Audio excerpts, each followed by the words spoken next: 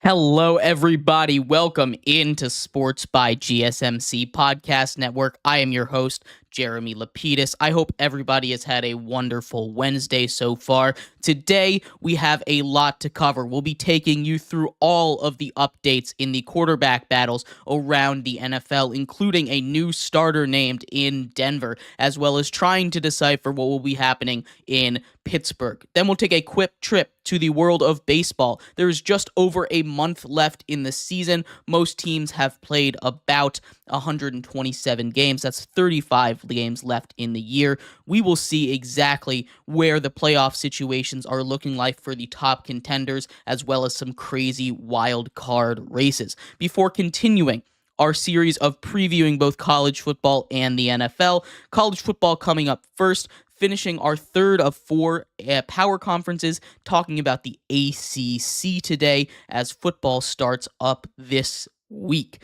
before hitting our final division in our NFL previews. Can't believe we already made it over there. That means the NFL season is right around the corner today, taking a look at the Cincinnati Bengals. But before we get into all of that, remember, if you would like to be an even bigger part of the show than you already are, all you need to do is go to GSMCPodcast.net. Or if you are on YouTube, you can use that super chat option. If you do either of those two things, a message should pop up on the bottom of the screen for you, me, and everybody else around the world to see. If you do have a burning question about sports, anything at all that you would like to ask, go and throw that in the comments. Throw it in the chat. I will get to it as soon as I possibly can. I appreciate everybody so much for sticking around, talking some sports with me here on a beautiful Wednesday afternoon. But like I was saying, we are going to start off our show in the NFL, the king of American sports, as we are nearing the first week of the regular season. The final week of the preseason is this week, and many of the biggest questions surrounding the quarterback position are starting to get answered. We had a bunch of answered questions earlier on, but today we got one more check in that box. One that has probably been very obvious throughout the preseason, as we see what the Broncos and their quarterback situation has been. They officially named rookie Bo Nix the Week 1 starter. This is the first time the Broncos will have a rookie quarterback starting for them since John Elway did it all the way back in 1983. That's shocking to me with how many quarterbacks the Broncos have gone through. If you look at their crazy quarterback cycle, they have maybe rivaled the Browns with that famous Browns jersey that we talk about all the time as far as quarterback cyclings. But it's very exciting for the Broncos. Bo Nix has showed up and shown out. He's done exactly what Sean Payton has wanted him to do, and I know I've given him my fair share of criticisms, but it's undoubtable that he has been near perfect in the preseason. The offensive line for Denver is going to need to give him a clean pocket if he's going to be successful, but he has shown the ability to make quick throws. He's not holding the ball a long time, which is huge in the NFL. He's making quick decisions. He's accurate with the ball, but I'm very impressed with how he's done this season, and I think he could be very successful this year. Now, preseason, again, you can't judge too much. It is preseason. It goes against 2s, 3s, and 4s a lot of the time, but it's very encouraging that rookie Bo Nix is showing up and doing his thing. He's thrown very few incompletions. Over a 70% completion percentage in the preseason is very, very impressive. So congratulations to him getting the job in Denver. If you remember, he started off before the preseason as the QB3 on the depth chart, behind guys like Zach Wilson and Jared Stidham. So that shows you how much he's been dominating in this preseason. So congratulations to him on earning that starter job. I look forward to seeing what he can do against NFL defenses, against ones.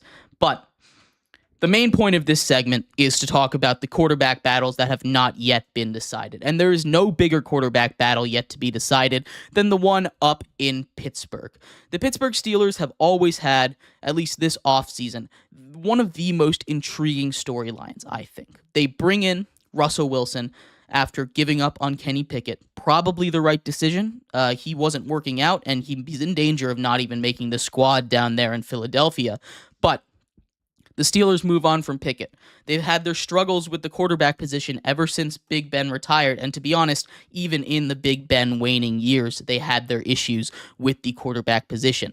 Now they bring in a veteran in Russell Wilson, looking to revive his career after a horrible 2-year stint in Denver. He assumedly signed because of a handshake agreement that he's going to be the starter. But then they bring in Justin Fields in a trade with the Bears. They don't give up too much. It's a low risk, high reward kind of situation for the Steelers here.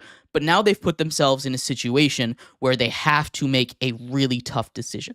Do you go with the veteran that assumedly you promised the starting job to, or do you go with the younger guy? And they haven't made it easy. Neither one of them has established themselves, has separated themselves from each other, and a lot of that has to do with the Pittsburgh Steelers offensive line. And I think that's why I have come to a decision that I think the Steelers should make. Now, I don't know what they're going to do.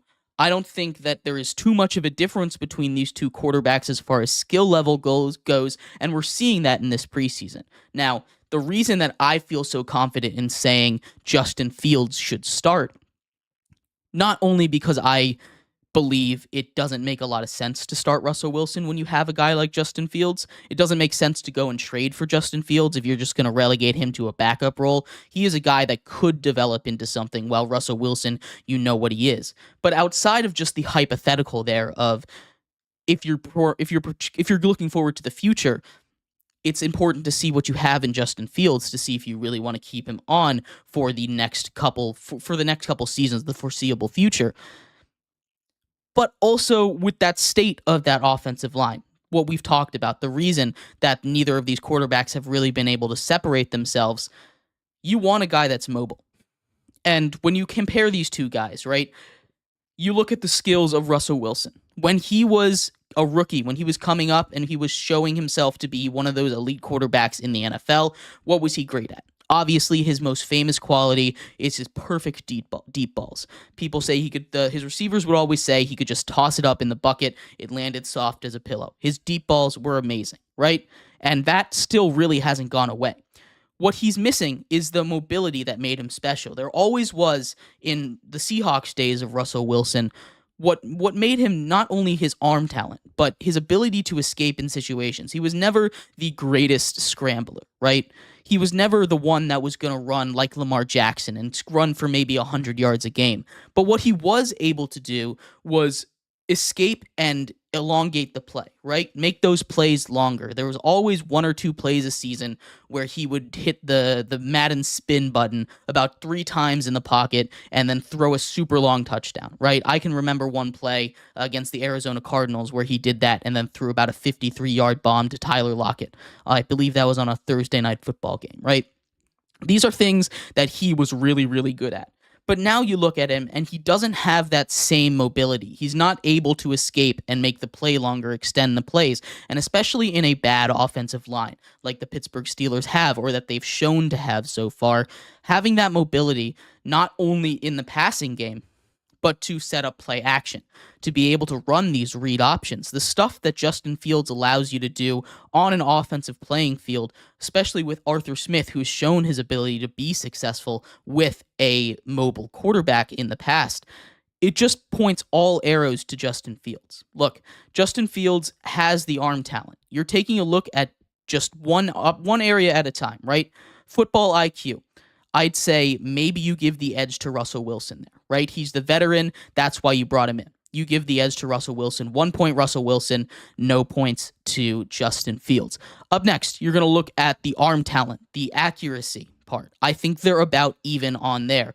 Their arm strength. Again, we talk about Russell Wilson's deep balls, but Justin Fields is about the same with his arm talent. Again, draw. Where this comes down to is mobility. And if I'm choosing between a slight edge in IQ, and this isn't anything against Justin Fields when I gave that point to Russell Wilson, I just think that that veteran ability is where he gets that little bit of an edge. But Justin Fields been in the league for 4-5 years at this point, right? He's not a rookie anymore. He's been through his fair share of situations. He knows how to handle it. His mobility is going to be a game changer in Pittsburgh. And the sooner the Pittsburgh Steelers realize it, the more likely they are to have success. We all know that stat that the Pittsburgh Steelers under Mike Tomlin have never had a record worse than 500. If there was a year to do it, that's going to happen, it's this one. First of all, they have two quarterbacks. That locker room is split, right? Second of all, that offensive line is terrible. The defense, while it's going to be great, isn't the same as some of the defenses in the past. And if they're not going to start Justin Fields, I think that offense, that run game, is really going to struggle. I really do think that. They need that secondary ability in the run game, that threat of the quarterback run that Justin Fields offers that Russell Wilson doesn't, to be a successful team. And they can go many different ways. They can. I'm not going to sit here and say that they are going to be the worst team in the NFL if they don't start Justin Fields, because I think these two quarterbacks, Justin Fields and Russell Wilson, are very comparable. But in the long term, it makes more sense to start Justin Fields instead of Russell Wilson. You can learn more about him and decide. In the short term, it makes more sense to start Justin Fields than Russell Wilson. You can, again, he's going to be better at escaping that pass rush with the state that the offensive line is in. I just cannot look at this offense the way that this team is built with the run game, the lack of receivers. Not to say anything against George Pickens and these guys, but it's not the best receiving core in the league, obviously. The lack of offensive talent and the ability for him, Justin Fields especially, to impact that run game with Najee Harris and Jalen Warren, it will make this team much more successful. I cannot see a way or talk myself into a way that it makes more sense for the Steelers to start Russell Wilson over Justin Fields. But let me know what you think. I would love to hear your thoughts on this. Who do you think should start in Pittsburgh? I'll keep you updated with anything that happens. They should make a decision, obviously, by the end of the week, with football coming up just over a week from now. Very excited for that. We're going to take a quick break here. When we come back, we're going to dive into the world of baseball. It's about a month until the postseason starts up. We're going to take a look at all 6 divisions and the wild card race, do a quick update on where things stand. So stick around for that. We'll be right back here on Sports by GSMC Podcast Network.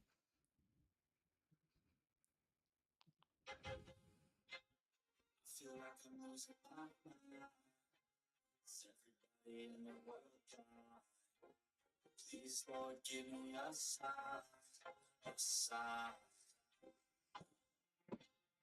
Feel like I'm losing my mind.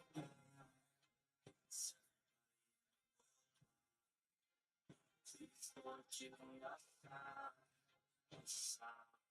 I want to be the greatest. Everybody on the station, I look around and everybody you're a fake. I'm like this. Every day on the station, over one down low, one on the basement. Statement. The top is so vacant. I don't do shit that I think is amazing. Waiting for my day when I'm playing. Sold out over 1,000 faces. Hey. Keep my way in your pizza down. Your place not my town. But what that shit that I'm doing right now? I'm losing it, I'm losing it, I'm losing shit, I'm losing it, you choose to live, I choose to take, you choose to fight, I'm losing grip, I'm losing gift, oh! I feel like I'm losing my mind. It's everybody please, Lord, give me a sign. I feel like I'm losing my mind.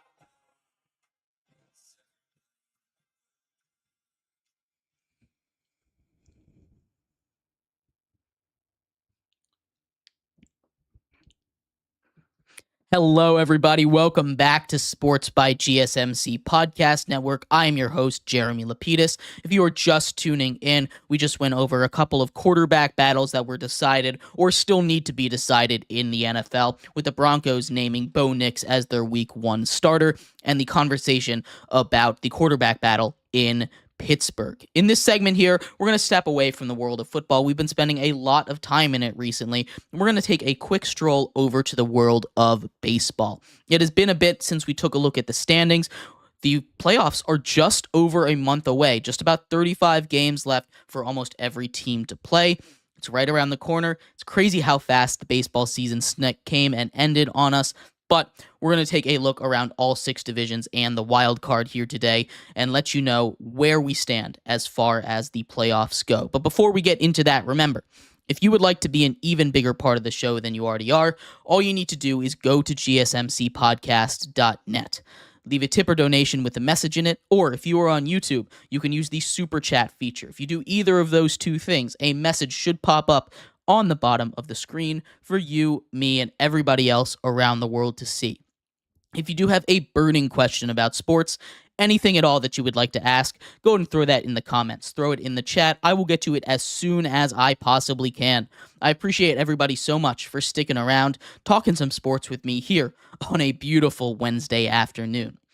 But like I was saying, we are going to get into the world of baseball here, talking a little bit about some playoff updates. And we're going to start off in these divisions. We're going to start off with the most competitive division, at least at the top, in the AL East. This is a division that is a battle of powerhouses.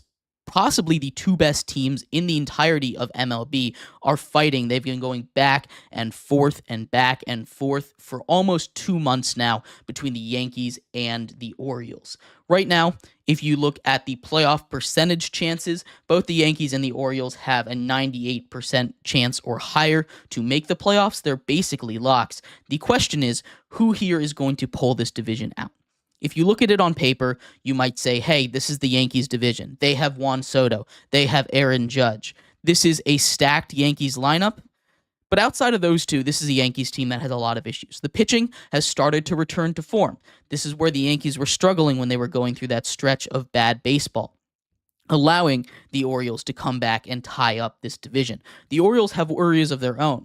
While they have a deeper lineup, 1 through 9 can all participate to potential offense and defense.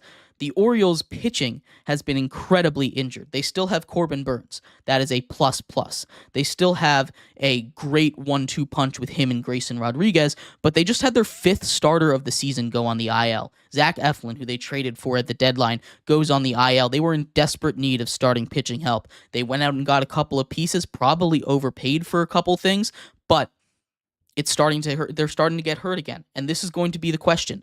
Is the Yankees lineup outside of Judge and Soto going to be better than the weakened Orioles pitching staff? Because they say it all the time, you're only as strong as your weakest link, right? And the Orioles have very few holes. Outside of injuries, they would probably be far and away the best roster in baseball. But the Yankees have a lot of holes, but they have the two brightest shining stars in baseball, right? Potential MVP, probable MVP, definitely at least second place, Aaron Judge. And Juan Soto is looking to make $600 million this offseason. So this is going to be a crazy race to take a look at and keep up with. I'm going to go ahead and give this one to the Yankees. I think the Orioles are starting to lose steam a little bit, and that pitching is going to hurt them. We already know what the Yankees' problems have been. They've had these problems the whole time, and they've still been able to keep pace with this stacked Orioles roster. So I'm going to give the slight edge to the Yankees, although we'll see the Orioles in the playoffs. They will make the playoffs. The other division, next division up in the AL Central. This is a 3-horse race. You have the Guardians, who have been on top the whole time and very quietly battling for the best record in the AL. They have been up there for a little bit. They're only only 1 game back of the Yankees and the Orioles right now as far as record goes for being the best team in baseball, in baseball, actually. But this is a team that made a couple of swings at the trade deadline, and they haven't quite worked out. Lane Thomas has fallen off a cliff. He's got a 7 WRC plus. That is awful. This is not where you want to be as you head into playoff time. But this is a Guardians team that has done nothing but succeed all season long, despite a lot of different mediocre parts. Their bullpen is elite, probably the best in all of baseball. Their hitting is situational. They have some great top. They have some really good hitters at the top. Obviously, Jose Ramirez, Steven Kwan hitting basically anything he sees. They have a couple guys that can continue to get hot. This is a team that can be very dangerous in the playoffs. But don't count the rest of their division out. Both the Twins and the Royals are just 3.5 games back of them. They both have over 70 wins. This is a 3-horse race, anybody's division. Right now, again, you look at playoff chances, the Guardians have a 95% chance, according to ESPN, to make the playoffs. The Twins have an 85%, and the Kansas City Royals have a 73% chance, right? So all of these teams have a pretty good shot of making the playoffs. That doesn't mean it's guaranteed. anything can happen, and we'll take a closer look at it when we get to the wild card section of it. But taking a look at the schedules down the stretch, there's going to be some very key series for teams like Cleveland as we get through the end of August. They have a 3-game set against the Royals coming up next week. Then, a 5-game set. 6 games back to back. 6 games against, I apologize, I was reading this wrong. A 4-game set against the Royals coming up in August. That could potentially be for the division. Then in September, they have another 3-game set against the Royals. And then also at the end of September, another 3-game set against the Twins. This is a team that, those three matchups are going to be huge. And those are things to keep an eye out for. This is a division that could very well come down to the wire, and it's something that is going to be very exciting to watch as we reach the end of the regular season. The other side of the AL here today, the AL West, and this has been a crazy division. You have the reigning World Series champions, Texas Rangers, all but eliminated from this point. They have a 0.3% chance to make the playoffs. The Seattle Mariners were running away with this division. They're now down 4.5 games to the Houston Astros, who started off the season abysmally. The Astros have completely turned it around. They look like a near lock to win the division, and it's all because Seattle cannot hit. Right now, Houston should win the division. Seattle is going to be fighting for an AL wildcard spot. And speaking of those wildcard spots, in the AL, it's not as crowded as it was in the NL, but it is definitely a tough race. You'll have the loser of the AL East taking on that top spot. Most likely right now, Baltimore has it by win percentage, although they are tied with the Yankees as far as record goes.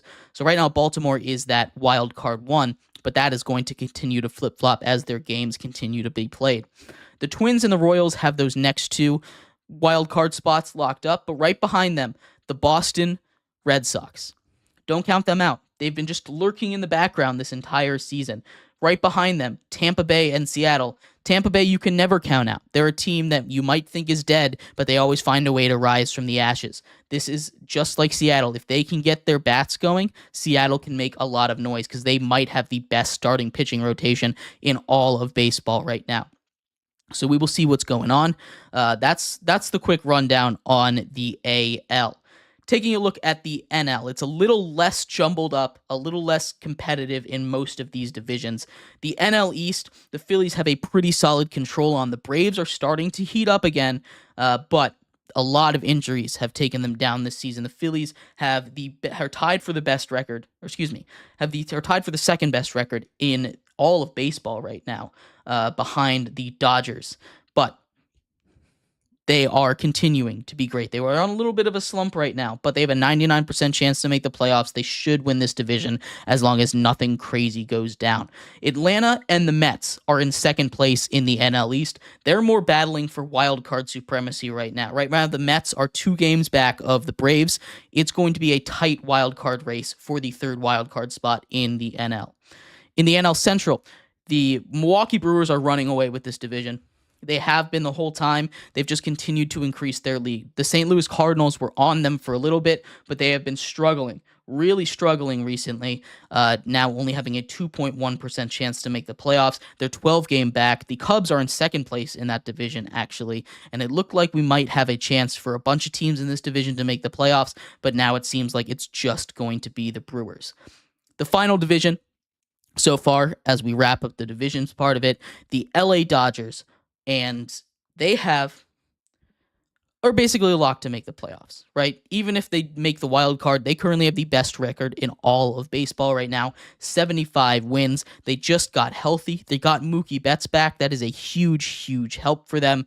But don't look now, but 2 teams in their division are right on their tail.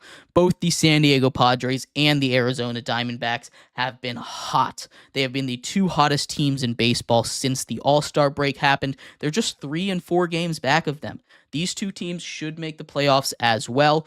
The San Diego Padres have a 95% chance to make it, and the Arizona Diamondbacks have an 88% chance to make it as far as wild card go. This is going to be a tight race. I don't even think the Dodgers are a lock to win their division the way that those two teams behind them are playing. This is going to be a tight race. I do think all three of these teams should make the playoffs regardless, but division supremacy is going to be huge. Whoever wins this division is most likely going to get a bye, as it stands right now at least. So this is a huge division to win. I'm very intrigued to see what happens as the last just about month of the season goes on. Taking a look over at the wild card. Just mentioned the Padres and the Diamondbacks. Those two teams are the top two wild cards. San Diego is up a game on Arizona. Arizona is up 3 games on that wild card 3 spot, which belongs to the Braves. Behind them, there are a couple teams that could still make a stab at it. The Mets have been flirting with that wild card 3 spot basically since June. They've been one of the hottest teams in baseball, but they're starting to cool down a little bit. They need to get their engines revved back up. They passed the Braves for a second, but that hasn't lasted long. The Mets are back behind them. They are just outside of that 3rd wild card spot. The Giants are hanging tough, 3.5 game back of the Braves for that final wild card spot. They are probably not going to make it, but if there is a long shot team to do it, it would be them. That's where we stand right now as far as MLB teams. If I'm going to give a prediction with just about a month out, I'd say probably the wild cards stand as they are. Maybe we see the Mets overtake the Braves the way they've been playing, but this is going to be an intense month of baseball. The Mets and the Braves play on the final, second to last series of the year. That one could be an incredibly important series. So we'll keep an eye out on that one as we get prepared for playoff baseball. I can't wait for that. But let me know what you think is going to happen in the world of baseball. I'd love to hear your thoughts. We're going to take a quick break here. When we come back, we're going to talk a little bit about college football, continuing our preview series of college football as it starts this weekend. Today, taking a look at the ACC. So stick around for that. We'll be right back here on Sports by GSMC Podcast Network. Looking for your daily fix of sports talk without having to pay for it? GSMC Sports Network is available on YouTube. Just search GSMC Sports Network. Get your fix of daily sports talk shows on YouTube, absolutely free. NFL, college football, NBA, MLB, MMA, UFC, fantasy football, and so much more. GSMC Sports Network has shows running all day long, with new sports shows starting every 2 hours, just like on your favorite cable sports channel, except GSMC Sports Network is absolutely free. Just search GSMC Sports Network on YouTube to catch one of your new favorite shows, like the GSMC College Football Podcast, Chip Shot Football Podcast, Hoops and Heels Women's Sports Podcast, GSMC Basketball Podcast, and so many more. Check it out for yourself. GSMC Sports Network, now available on YouTube, absolutely free. Search GSMC Sports Network on YouTube right now.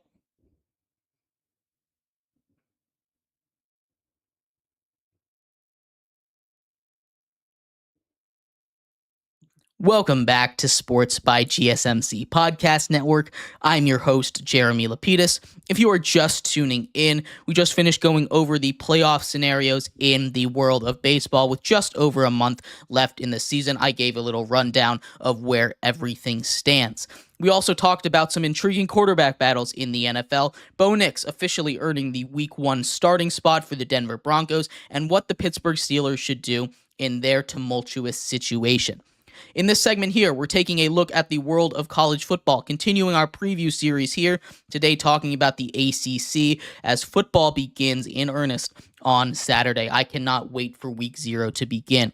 But before we get into all of that, remember, if you would like to be an even bigger part of the show than you already are, all you need to do is go to GSMCPodcast.net, or if you are on YouTube, you can use that super chat option. If you do either of those two things, a message should pop up on the bottom of the screen for you, me, and everybody else around the world to see. If you do have a burning question about sports, anything at all that you would like to ask, go and throw that in the comments, throw it in the chat. I will get to it as soon as I possibly can. I appreciate everybody so much for sticking around, talking some sports with me here on a beautiful Wednesday afternoon. But like I was saying today, we are talking a little bit about college football, specifically the ACC. Now, we've talked a lot about how college football has changed, and the ACC is absolutely a prime example of that. We talk about just last season, there were 5 power conferences, and we started to really see that deteriorate last season, with Florida State being left out of the 14 college football playoffs after being undefeated and winning the ACC title. Now, they claimed it was because of injury, but it's still a ridiculous move, right?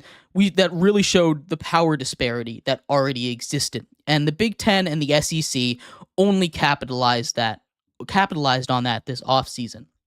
Well, the ACC continued to add members. They added Cal, they added Stanford, they added SMU. This is still a conference that has been relegated to kind of this second tier of the power conferences. We say it's the Power Four, but in all reality, it is the Power Two. There were lawsuits that were faced by the ACC, trying to have Florida State leave maybe their biggest moneymaker, as well as Clemson, their 2 big powerhouse football schools, attempting to get out of there. Now, they both said they're not going anywhere, at least until the end of 2025, but that is not the right idea for a conference that is supposed to be one of the top 4 in the entire country, right? This is supposed to be one of the power conferences, not just a relegated conference, and that's kind of how it feels, right?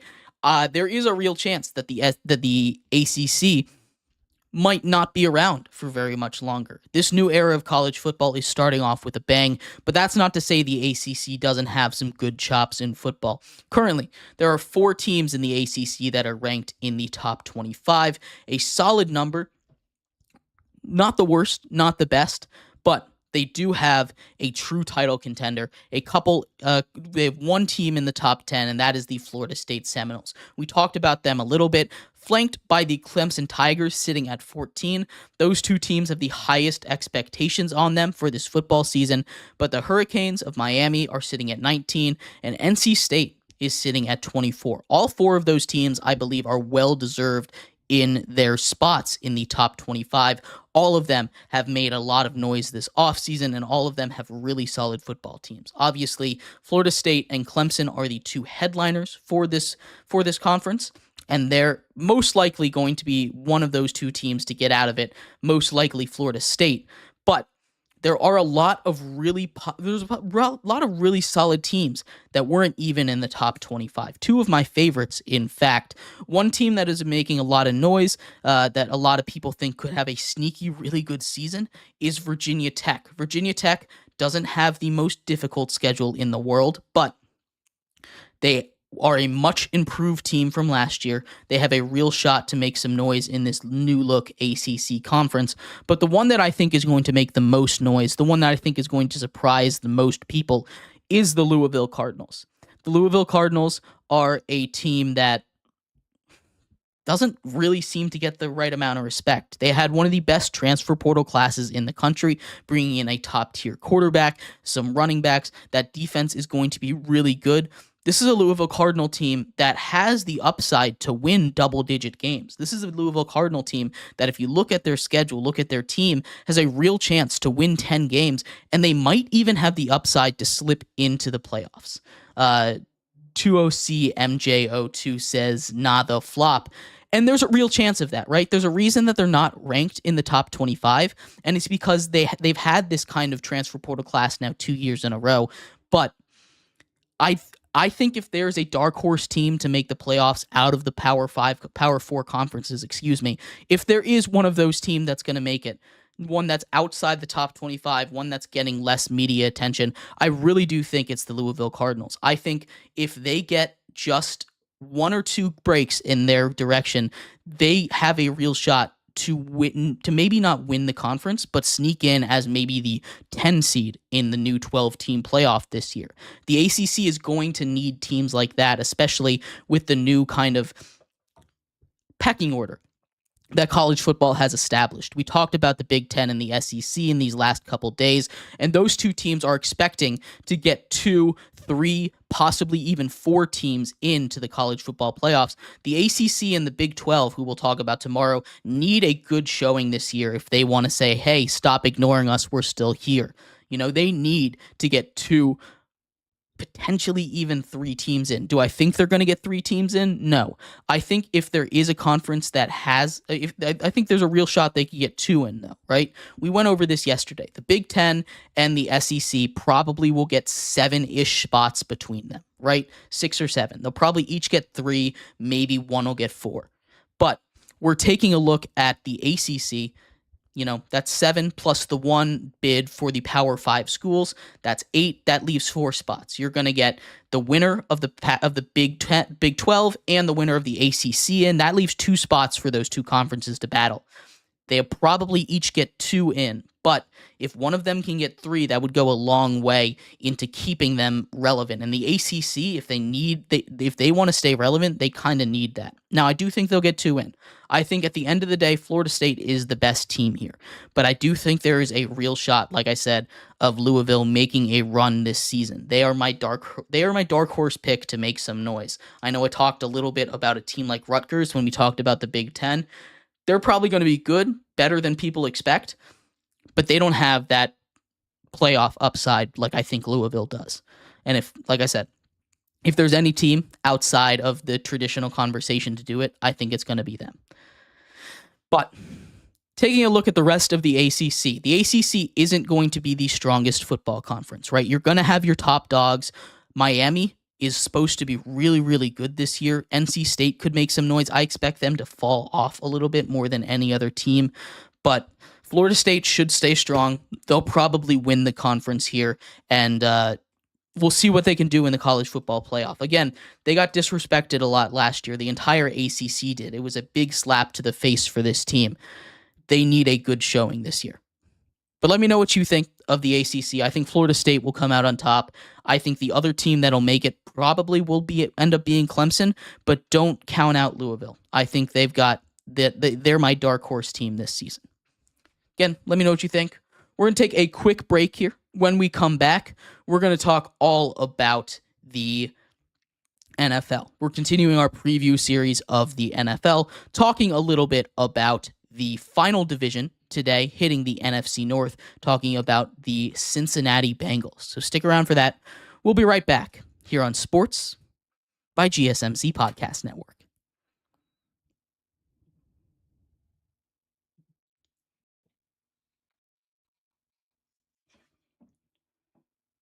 For the best and latest podcasts available anywhere, go to the podcast app on your cell phone and type in GSMC to access free content-rich podcasts on health and wellness, book reviews, sports, entertainment, relationships, social media, movies, technology, finance, and even weird news. Subscribe and download the GSMC Podcast Network's family of shows, available everywhere podcasts are found.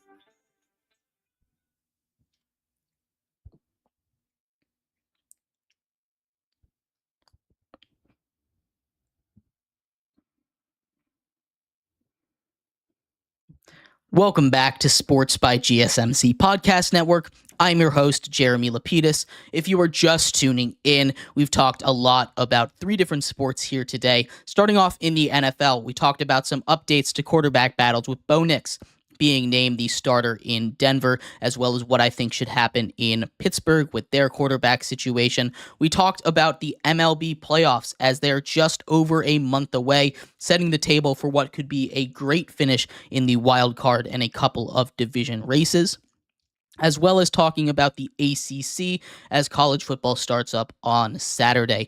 We'll talk about, in this segment, the continued preview of the NFL today, hitting our 8th and final division. I can't believe we're already here. Starting off with the Cincinnati Bengals. Joe Burrow is back to being healthy. We'll talk about what they did this offseason, what grade I will give them, and much more. But before we get into that, remember those 2 things. A message should pop up on the bottom of the screen for you, me, and everybody else around the world to see. If you do have a burning question about sports, anything at all that you would like to ask, go ahead and throw that in the comments, throw it in the chat. I will get to it as soon as I possibly can. I appreciate everybody so much for sticking around, talking some sports with me here on a beautiful Wednesday afternoon.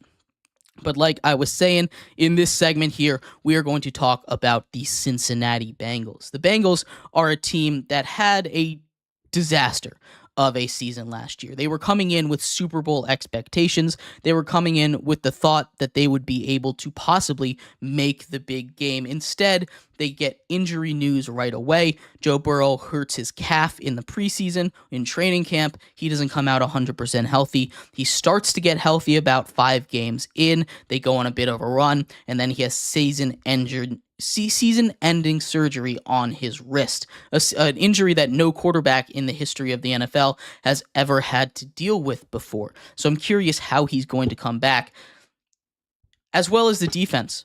One of the low-key great parts, and one of the lower-key parts that was a huge reason that they were being taken seriously as a Super Bowl threat. One of the reasons they were able to take on the Chiefs really struggling last season, being ranked near the bottom in both the run and the pass defense. But they've made a lot of changes, whether good or bad. They cut some players, brought some guys in.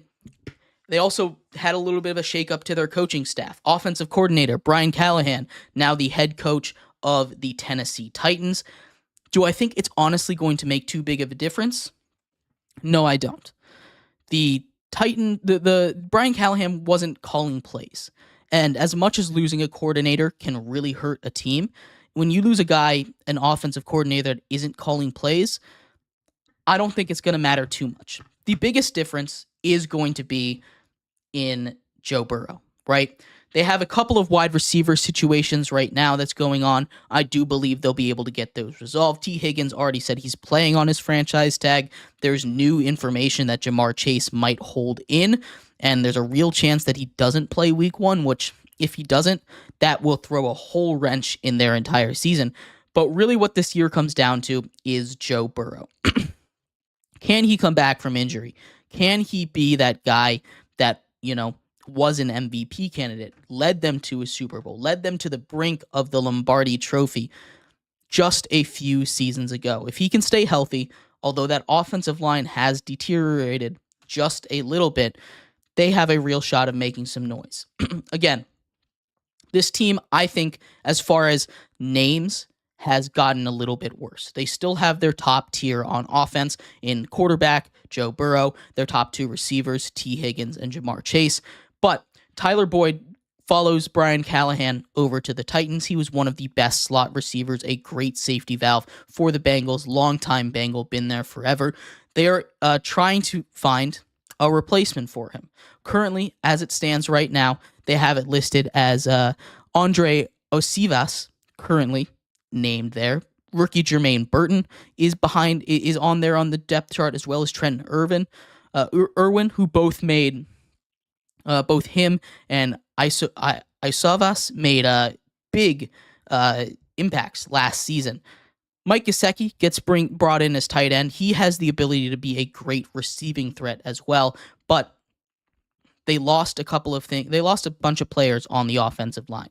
It's not the same offensive line as it was. They bring in Trent Brown to replace him, but I think the offensive line might struggle a little bit. They also draft Amarius Mims, who is huge, big boy. He only started 8 games in college, though, so he doesn't have a lot of experience.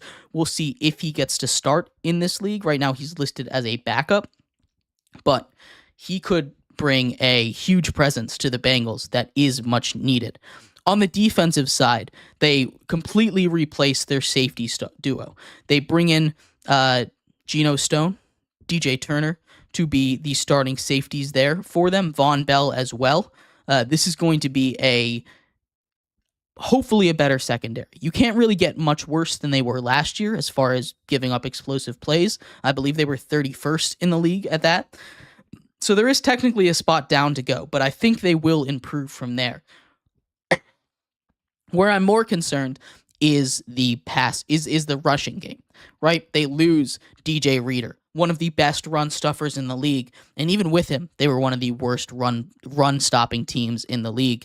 They bring in Sheldon Rankins, who is a big space eater in his own right, but he's not a run-stopping specialist like DJ Reader was. They still have Trey Hendrickson, who talked like he wanted out earlier on. We talked about him asking for a trade. not where you want him to be at as one of your best defenders. Sam Hubbard on the other end, the pass rush should be much better. Seeing Joe Mixon with Zach Moss is going to be a bigger concern than a lot of people are saying. Now, I'm not the biggest Joe Mixon fan. Never have been. Probably never will be, if I'm being honest with you. I never really loved Joe Mixon as a running back. But what he did bring was, he's from great seasons with the Bengals. He gets traded to the Texans. They then bring in Zach Moss.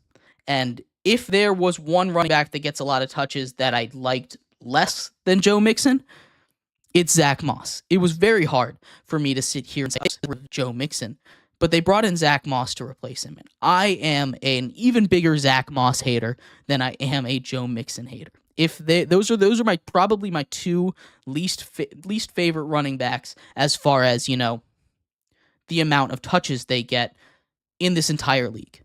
I don't think either of them should be getting the workload that they get, especially Zach Moss. I know he's coming off a really good season filling in with the Colts, but it's just not going to work out the same way when he gets in. It's just not going to work out the same way when he gets in the backfield with the Bengals. It's just not the same. Overall, when we look at their draft, they don't have the most exciting draft. They draft Amarius Mims out of Georgia. Big guy, should help on the offensive line if he gets into the game. They have Chris Jenkins, defensive tackle from Michigan.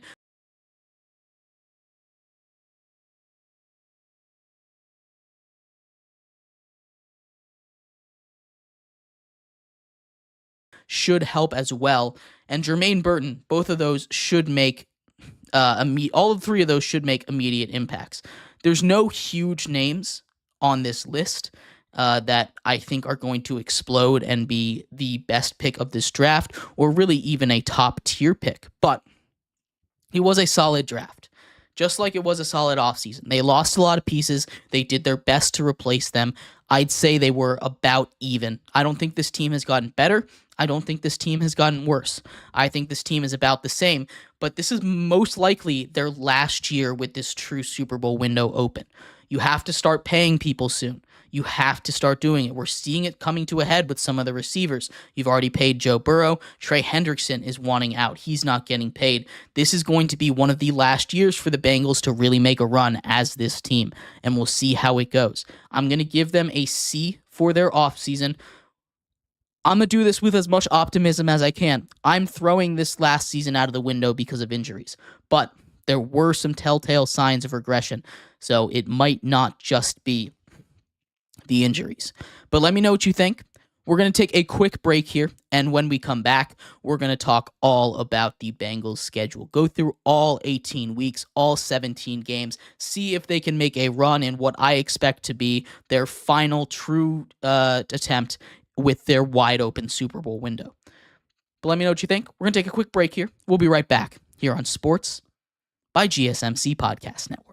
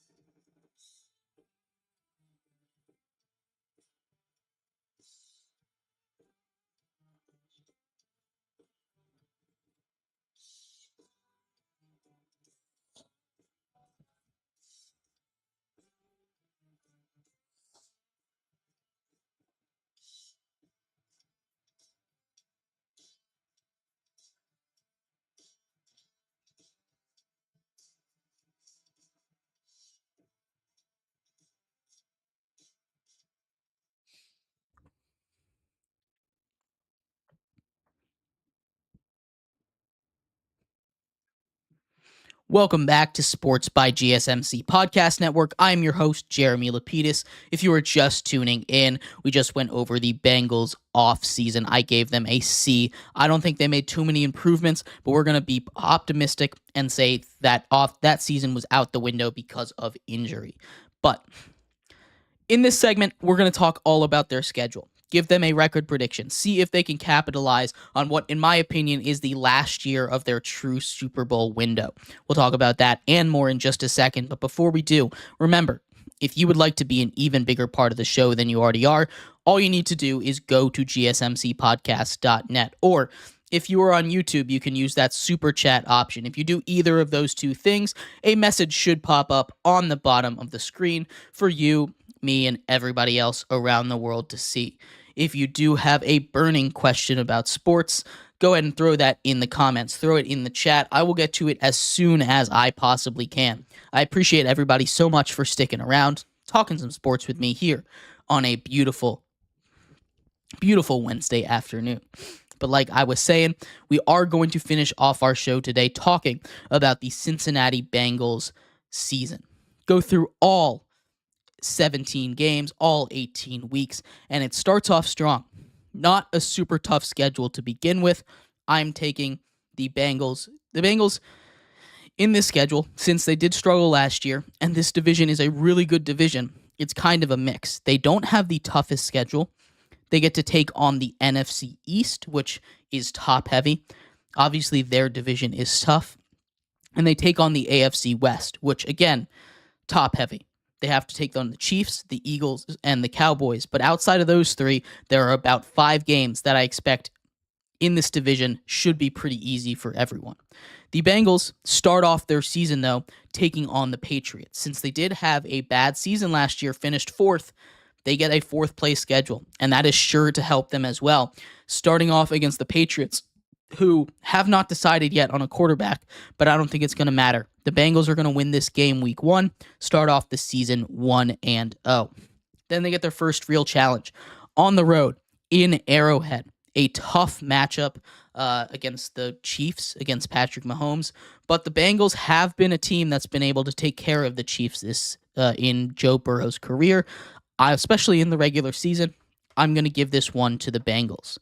Week 3, they get those Washington Commanders. They get the Washington Commanders at home with Jaden Daniels as the quarterback. That one I think could be a really sneaky good matchup, but I am going to give this one to the Bengals as well. They improve to 3-0 on the young year. Then they get the Panthers. On the road against Bryce Young and the Panthers, this one should be easy as well. They get a nice, easy 4-0. You take a look at the first 4 games. They have the Super Bowl champion and the first 3 picks in last year's draft. It only can really get harder from there. That's a nice, easy start to the year. And it starts off, once again, with reigning MVP Lamar Jackson. Lamar Jackson takes his talents into Cincinnati, and I think they lose that game. The Bengals start off 5-0. Generally, they're known for slow starts, but I think they've got a chip on their shoulder. Now, a lot of this does have to do with Jamar Chase being in the lineup. If he's not there, a couple of these games could go differently. I still think at this point, they're 3-2, even without Jamar Chase. But then they get the Giants. Giants on the road. And I'm going to do my best to make this sound like a game, but it's not going to be. The Giants are going to get killed in this one. Their secondary just simply isn't good enough, and the Bengals should take care of business. They improve to 6-0 on the young season. A nice start, starting off with 6 straight wins. But then they get another division battle, this time on the road, an Ohio State battle taking on the Browns. I think this is where they take their first loss of the year. The Browns beat the Bengals. They fall to 6-1. Then they get the Eagles. Again, not an easy matchup. I do think they'll be able to win this, although I think Saquon might give them some fits. The Bengals will win this game, though, since it's at home. They improve to 7-1 on the year. Then they get the Raiders. Gardner Minshew and the Raiders. Again, I think this is Gardner Minshew's Raiders-led team. Could give a lot of teams fits, but I think the Bengals are going to be able to take care of business. They improve to 8-1. Then they get the Ravens on the road, and I don't think they're good enough to sweep Lamar Jackson and the Ravens. In Baltimore, I think they lose this one, fall to 8-2. Then they get the Chargers. And again, you talk about a nice cupcake schedule, but I think the Chargers will win this one. I think Justin Herbert is due for one of those games, and I think this is the one that it's going to happen.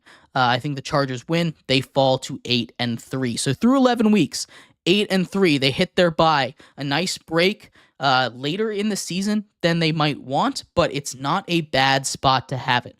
If they were to have it anywhere, I think a little bit later for this Bengals team would be good. Get their guys rested up and prepared for a run to the playoffs. They start off immediately with another division game, this one at home against the Steelers. The Steelers have a brutal schedule down the stretch, but we'll see how they're able to handle it. I think they lose this one. I think the Steelers and the quarterback situation isn't going to be enough to keep up with the Bengals. The Bengals win, snapping a 2-game losing streak. Then they get the Cowboys, probably their biggest and final test of the season. Again, this is a relatively easy schedule. Outside of the division games, this is a relatively easy schedule. The Cowboys on the road in Jerry World. I think the lack of a run game for the Cowboys is really what's going to be their downfall here. I think the Bengals win this one on the road. Then they get Will Levis and the Titans, a rematch with offensive coordinator Bill Callahan, and this one could be tough because Bill Callahan might know what's going on a little more and prepare that defense. So this one I think will be really close, but I think the Titans are going to be able to pull. I think the Bengals are going to be able to pull this one out against the Titans. Then they get the Browns. Just a couple weeks left. They're currently sitting at 12-3 on the year. Take on the Browns at home. I think that's going to be enough for a win. Improve to 12-3 on the year after that one. Then they get the Broncos, and we've talked a lot about the Broncos and Bo Nix. Bo Nix wins the starting job, and he's looked really good. But I don't think this is a Broncos team that's good enough to beat the Bengals here. They lose. The Bengals improve to 13-3. And closing out the season, this game, as it stands right now, we'll learn about the rest of the division, but this could potentially be for the division with the way that it stands, with how good this division is, or for the 1 seed in the AFC. They take on the Steelers on the road, and the Steelers are looking to not go under 500. And I think that is enough motivation for Mike Tomlin to pull this one out in the final week.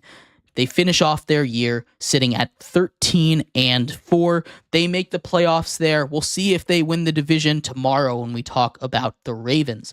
But this is going to be a really good football team. I really do believe that they will be able to bounce back after what was an abysmal season last year. Everything that could have gone wrong for them basically did go wrong. I think they made the right changes. I think Joe Burrow will be healthy, and I think that's going to be the difference. I think they make the playoffs here at 13-4. Let me know what you think of the Cincinnati Bengals. I would love to hear your thoughts. Let me know if I'm way off. Let me know if you think they're done, falling off a cliff here. But I've got them winning 13 games. Anyway, thank you everybody so much for tuning in to today's episode of Sports by GSMC Podcast Network. I have been your host, Jeremy Lapidus.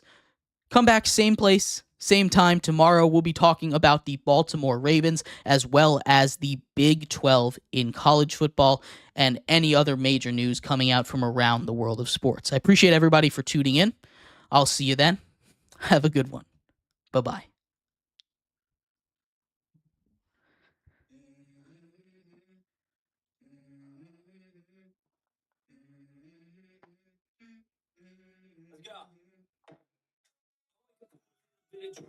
Let's go.